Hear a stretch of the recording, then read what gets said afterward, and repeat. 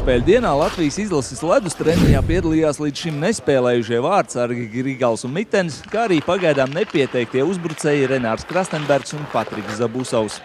Apjomīgi arī šodien pastrādāja puikas un tā kā visa komanda, viss kolektīvs gatavojās. Jā, citiem atjaunošanās, citi padarbojās uz ledus.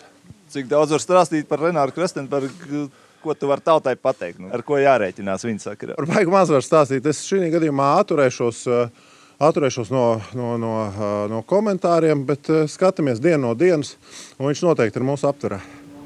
Pērn tieši neveiksmi pret nākamo pretinieci Austriju liedza Latvijai sasniegt ceturdaļfinālu. Šoreiz mācības tiks ņemtas vērā. Aktīva komanda, sagaidām to, un neviens nav atcēlis arī disciplīnu. Jā. Pagājuši gadu arī izējām uz izšķirošo spēli.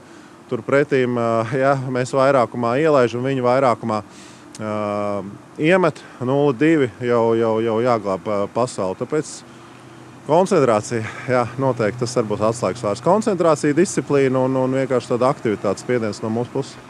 Austrijas izlases ledus treniņš bija kuplāk apmeklēts. Pirmajās divās spēlēs viņi uzvarēja Lielbritāniju un Ungāriju, tāpēc turnīra ievadā ir grupas līderi.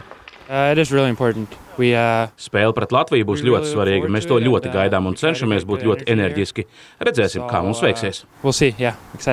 Latvijas un Austrijas spēle rītdien 17:20, bet hokeja studija LTV 7 ēterā jau no 16:30. Matīs Timofejovs, Normunds Paulovskis no Cīrihas, Šveicē.